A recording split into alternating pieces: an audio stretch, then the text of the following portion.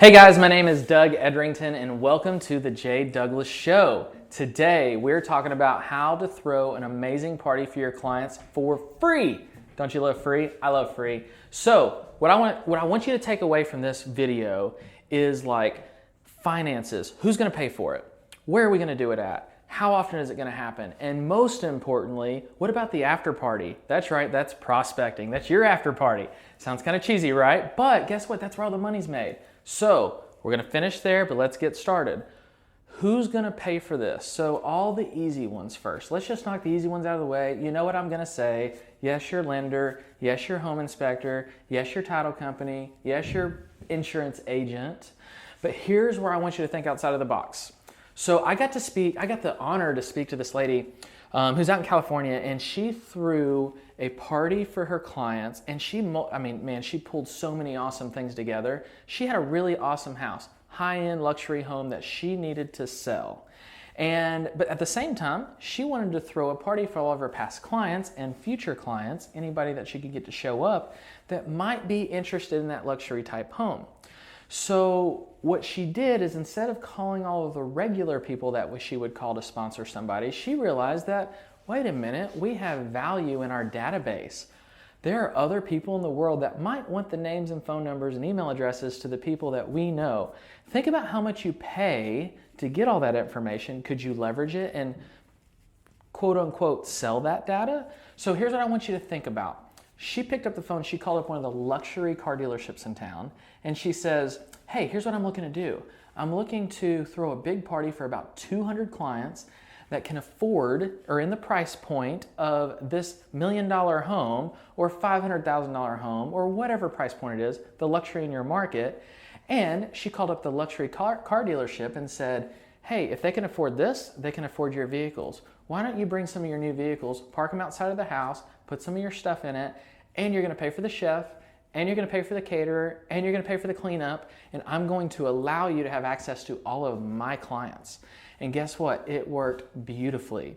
So maybe you say, well, Doug, that's not my forte. I'm not in the luxury business. Let's swing totally the other way. How about maybe you've got a young crowd that's into the fitness world. Maybe they're into, just making their lives better, healthier, cleaner, all that kind of stuff.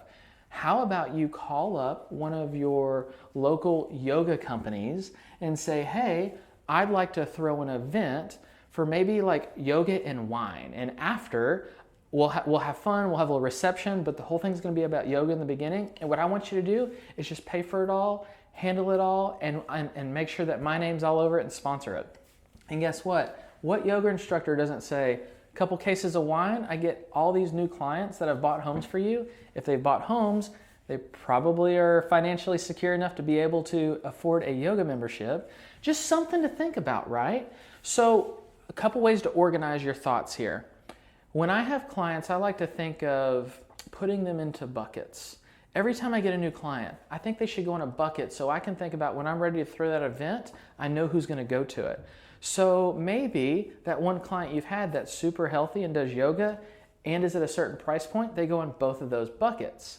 But maybe you've got another crowd out there that maybe they just like to drink and you're going to do something at the local brewery or something like that. Or maybe it's more of a kid-friendly thing and you're going to have, I don't know, the next great cartoon movie that comes out. Maybe you're going to do some at the movie theater.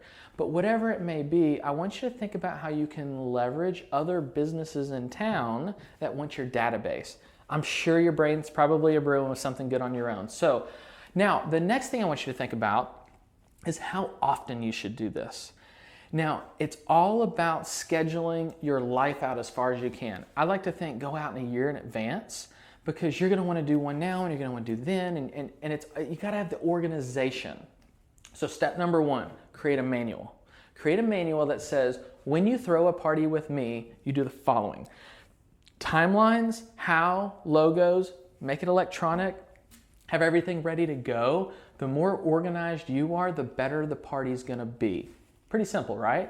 Have the organization. I remember some of the first events that I ever did. When we started shooting video, we used to do this thing called the local spotlight.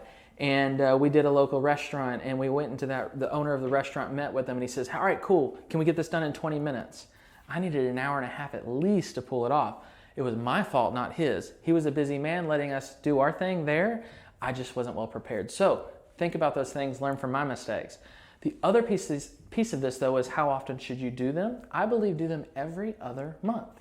Line them out as far as you can. Think of the seasons, think of the holidays, think of all the opportunities that you can throw parties, because here's what's going to happen. You're going to meet another local business owner that's going to say, wow, this is really awesome that we're doing all this together. Could you do this on my business?